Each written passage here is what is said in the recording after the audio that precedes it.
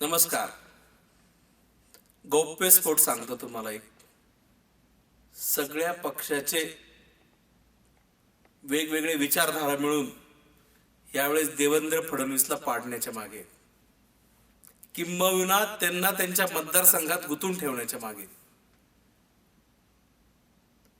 त्यांची माझी काही वैयक्तिक दुश्मनी नाहीये, पण जेव्हा ते भाजपचे एक प्रदेश अध्यक्ष होते ना, तेव्हा माझा त्यांचा संपर्क असायचा. मी त्यांना, माझ्याकडे ते जर ओळखत असतील तर माझ्याकडे मी त्यांना SMS पाठवले, त्यांचे उत्तर आलेले सुद्धा रेकॉर्ड. मी त्यांना सांगायचो 2013च्या वेळेस. पण आपण म्हणतो ना, जेव्हा मुख्यमंत्री मनुष्य झाला ना, एक इगो येऊन जातो. आणि देवेंद्र फडणवीसचा जर नाश कोणी केला असेल ना, त्यांच्या स्वतःच्या इगोमुळे. एक लक्षात घ्या, ज्या वेळेस शरद पवारांच्या 36 आणि तुम्ही 38व्या वर्षी या 42व्या वर्षी मुख्यमंत्री झालात, तर महाराष्ट्राने त्यावेळेस कुठं जातीवाद पाहिला होता? आणि जातीवाद म्हणणारे लोक हे क्षणिक म्हणतात, वैचारिक.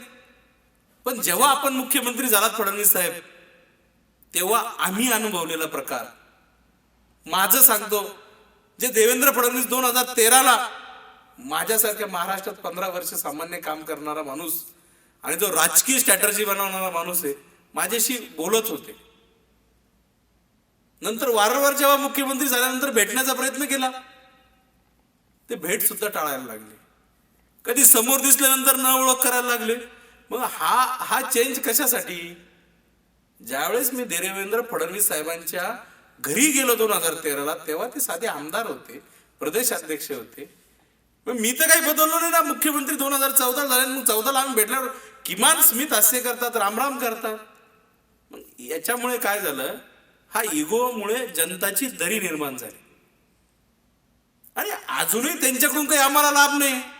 आम्ही त्यांना आउटपुट याच्यासाठी देत होतो की त्या आउटपुटचं रूपांतर ते मुख्यमंत्री झाले. पण त्यांना इगो ना घेरलं, आणि जसे 2014ला ते मुख्यमंत्री झाले का त्यांच्यात प्रचंड इगो निर्माण झाला. मग एकदा इगो हा माणसाला माणसाचं ठेवत नाही. नाही तर देवेंद्र फडणवीस हा मनुष्य आहे ना, बाकी नेत्यापेक्षा खूप चांगला आहे. पण इगो निर्माण झाल्यामुळे सगळ्यात मोठा ड्रॉबॅक काय झाला की जे त्यांना वरवर करणारे लोक आहेत, त्यांच्या पुढे पुढे करणारे लोक आहेत, त्यांनाच ते जवळ घेऊ लागले. आणि एक वेळेस आम्ही एक विचारधारेमध्ये त्यांना विरोध जर केला तर त्यांना ते दुश्मन समजायला लागले. आणि मग पक्षातल्याच काही लोकांची त्यांच्या विरोधातली मतं असेल तर त्या मतांवर ते ऍक्शन घ्यायला लागले. मग तर एक वेळ अशी आली की 2019ला त्यांनी रनिंग 20-25 आमदारांचे तिकीट कापले भाजपमधलेच. शोकांतिका बघा, निसर्गाचा नियम बघा की 2019ला यांना 20-25 लोकच कमी पडले मुख्यमंत्री पदावर. आणि त्यांनी जे तिकीट कापले ते लोक सगळे निवडून येणारे होते. मी काही ते नावं घेऊ शकत नाही, कारण फडणवीस साहेबांचा माझा काही विरोध पण नाहीये. आमचं चाणक्याचं काम आहे, सांगायचं काम आहे. ज्याला आवडलं तो घेतो, ज्याला नाही आवडलं तो नाही घेणार.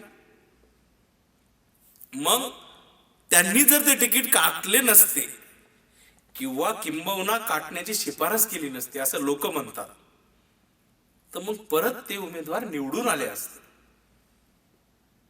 म्हणजे याचा अर्थ काय की ह्या सगळ्या गोष्टी कॉज केल्या जातात. म्हणून मी एक सांगतो की ह्या विधानसभेच्या वेळेस सन्माननीय देवेंद्र फडणवीस साहेबांना ती त्यांच्याच विधानसभा मतदारसंघात खेळवण्याची स्थिती आहे. कारण विचार करा, एकदा जर मोठ्या पदावरची व्यक्ती जर आमदारकीत पडली तर मग त्याच पक्षातले त्याच्या पॅरलल चालणारे लोक एक स्टेपनं पुढे जातात. आणि फडणवीस साहेबांबद्दल जर बोलायचं झालं तर वैयक्तिक आमची त्यांची काही हे नाहीये. पण आम्ही तिथं सर्वे केला, त्या मतदारसंघात सर्वे केला, म्हणून आम्ही हे सांगू शकतो. आणि त्यांनी पण ते हलक्यात जर घेतलं तर एक बघा, एका मार्काने जर नापास झाला तर तो नापासच झाला, एका सेकंदाने हारला तो हारलाच, आणि 20 मतांनी हारला तो हारलाच. तर त्यांनी पण ह्यावेळेस त्याच्या विधानसभा क्षेत्राकडे लक्ष देणं गरजेचं आहे. आजही 2013चे जर देवेंद्र फडणवीस झाले ना, तर भारताचे पुढील पंतप्रधान ते होऊ शकतात, एवढी कॅपॅसिटी त्यांच्यात. पण त्यांचा गर्व, त्यांचा इगो, कारण मी स्वतःचा अनुभव सांगतो, माझ्याकडे प्रूफ आहे की मी 2013ला त्यांना भेटलो, बोलणं झालं. एकदा तर मी दिल्लीला गडकरी साहेबांच्या बंगल्यातून बाहेर निघलो आणि सकाळी सकाळी फडणवीस साहेब आले. मी रामराम केला, त्यांनी बघून माझ्याकडे न बघितल्यासारखं केलं. तेव्हा नक्कीच नेमकेच गडकरी साहेब मंत्री झाले होते दिल्लीत. तेव्हा देवेंद्र फडणवीस साहेब मुख्यमंत्री पण नव्हते. मग इतका जर तुम्ही सडनली चेंज करत असाल, तर मग माझ्यासारख्या माणसाला चेंज करत असाल तर महाराष्ट्राच्या प्रत्येक माणसाला चेंज करत, मग तुमच्या निगेटिव्हिटी ती वाढत जाणार ना साहेब.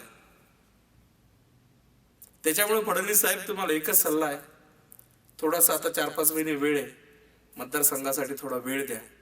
नक्कीच भविष्यात तुमचे दिवस येतील. आणि आम्ही ग्राउंडवर काम केलंय म्हणून सांगतोय, तुमच्या स्वभावाचा थोडा अंदाज घेतलाय म्हणून सांगतोय. नमस्कार.